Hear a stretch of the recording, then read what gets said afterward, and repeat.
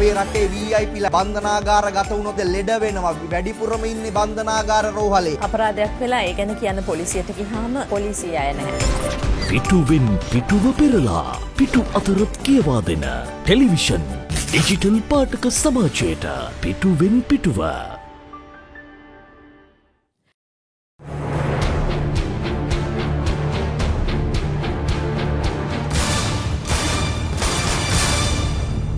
දයාසිරි ශ්‍රී ලංකා නිදහස් පක්ෂයේ සභාපති කරන මෙහෙයුමක් මෛත්‍රී තවත් ඇවිලෙයි.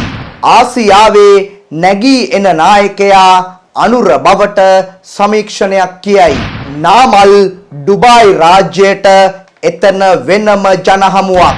අප්‍රේල් එළියට එන සමීක්ෂණයකට අනුව දේශපාලන තැටිය හතර වටෙන් රත් වෙයි. නුවර එළියේ සජිත්ගේ ප්‍රබලයෙක් ජනපති රනිල් ළඟට. අයිබෝන් සුබ දවසක්. ශ්‍රී ලංකා නිදහස් පක්ෂයේ සභාපති ධූරය සඳහා පක්ෂ මහලේකම් ධූරයෙන් ඉවත් කළ දයාසිරි ජයසේකර මහතා ගෙන ඒමට ඊ타මත්ම සූක්ෂම සැලැස්මක් මේ වන විටත් ලාංකීය දේශපාලන පොළව තුල ක්‍රියාත්මක වන බවට ඊටාම විශ්වාසනීය දේශපාලන ආරංචි මාර්ග නිරතුරුවම අපිට කියනවා. මෛත්‍රීපාල සිරිසේන මහතාගේ මෑත භාගයේ දේශපාලන හැසිරීම මෙන්ම පාස්කු ප්‍රහාරය සම්බන්ධයෙන් එතුමාගේ ඇතම් ප්‍රකාශ සමග ඇති වී තිබෙන ජනතා අප්‍රසාදය සමග ශ්‍රී ලංකා නිදහස් පක්ෂ පාක්ෂිකයා අතරද එතුමාගේ ජනප්‍රියභාවය දිනෙන් දින පිරිහීමට ලක්වීම හේතුවෙන් පක්ෂයේ නව නායකයා ලෙස නව සභාපතිවරයා ලෙස දයාසිරි ජයසේකර මහතා පත් කරන්නට ශ්‍රී ලංකා නිදහස් පක්ෂයේම මුල් පෙළ නායකයන් කීප දෙනෙකු මේ වන විට ඊටාම ප්‍රබල මෙහෙයුමක නිරත වන බවටයි අපිට නම් කියන්නේ. ඒ අනුව පසුගිය දින කිහිපය තුලම ශ්‍රී ලංකා නිදහස් පක්ෂයත් එක්සත් ජනතා නිදහස් සන්ධානයන් නියෝජනය කරන කොළඹ පිහිටි ප්‍රබල නායකයෙකුගේ නිවසේදී ශ්‍රී ලංකා නිදහස් පක්ෂයේ සභාපති ධූරයට දයාසිරි ජයසේකර මහතා ගෙන එන්නට එම මෙහෙයුමේ සාකච්ඡා සිදු කර බවට අපිට තොරතුරු වාර්තා වෙනවා. ඒ අනුව ශ්‍රී ලංකා නිදහස් පක්ෂයේ මුල් පෙළ නායකයන් රැසකගේම පාර්ලිමේන්තුව නියෝජනය කරන ඇතැම් අමාත්‍යවරුන්ගේ පවා සහාය දයාසිරි ජයසේකර මහතාට පක්ෂ සභාපති ධූරය ලබා දීමට හිමි වන බවටයි අපිට දේශපාලන ආරංචි මාර්ග කියන්නේ. නමුත් දයාසිරි ජයසේකර මහතාට වඩා ශ්‍රී ලංකා නිදහස් පක්ෂය තුල ජ්‍යෙෂ්ඨයයි කියන මන්ත්‍රීවරු කීප දෙනෙක් දයාසිරි ජයසේකර මහතාට වඩා තමන්ට පක්ෂ සභාපති ධූරයට පත්වීමට සුදුසුකම් ඇති බව සඳහන් කරමින් දයාසිරි ජයසේකර මහතා ශ්‍රී ලංකා නිදහස් පක්ෂයේ සභාපති ධූරයට පත් කිරීම සම්බන්ධයෙන් යම් යම් විරෝධතා දක්වා ඇති බවටද විශ්වාසනීය දේශපාලන ආරංචි මාර්ග කියනවා.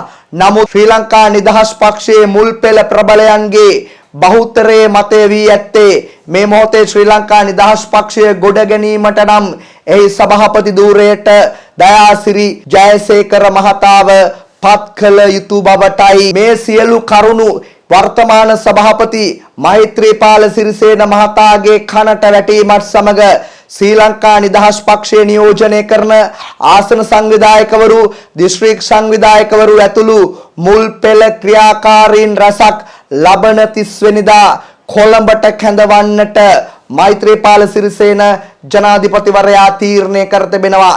ඒ අනුව ඉදිරි ජනාධිපතිවරණය, ඉදිරි පාර්ලිමේන්තු මැතිවරණය මෙන්ම පක්ෂ ප්‍රතිසංවිධාන කටයුතු පිළිබඳවද මෙහිදී විශේෂ ප්‍රකාශයක් ඔවුන් ඉදිරියේ සිරිසේන මහතා සිදු කිරීමට නියමිත බවටයි අපිට දේශපාලන ආරංචි මාර්ග කියන්නේ.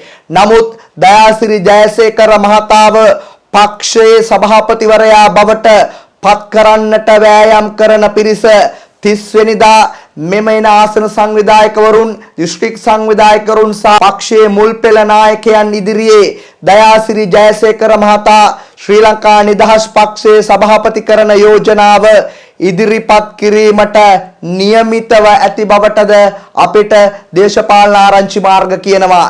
ඒ අනුව ලබන 30 වෙනිදා යනු ශ්‍රී ලංකා නිදහස් පක්ෂයේ නව සභාපති දයාසිරි ජයසේකරද එහෙම නැත්නම් වෙන කෙනෙකු සභාපති පුටුවට එනවද? දිගටම සිරිසේන මහතා සභාපති ධූරයේ ඉන්නවාද? මේ සියලු කාරණාවලට පිළිතුරු මෙන්ම ශ්‍රී ලංකා නිදහස් පක්ෂයේ අනාගත දිශානතිය තීරණය කරන දිනයක් බවට ලබන 30 වෙනිදා පත්වීමට බොහෝ ඉඩකඩ තිබෙනවා. එහෙම තමයි දේශපාලන ආරංචි මාර්ග අපිට කියන්නේ. එක්තරා රාජ්‍ය නොවන සංවිධානයක් විසින් ආසියාවේ ජනප්‍රියම දේශපාලන නායකයා, ආසියාවේ ජනප්‍රියම දේශපාලන පක්ෂය, එවැගේම ආසියාවේ නැගී එන දේශපාලන පක්ෂය සහ ආසියාවේ නැගී එන නායකයා යන නිර්ණායක යටතේ පසුගියදා කළ සමීක්ෂණයකට අනුව ආසියාවේ නැගී එන දේශපාලන පක්ෂය ජාතික ජන බලවේගය බවටත් ආසියාවේ නැගී එන දේශපාලන නායකයා අනුර දිසානායක බවටත් තහවුරු කර තිබෙන බවට දේශපාලන ආරංචි මාර්ග නිරතුරුවම අපිට කියනවා.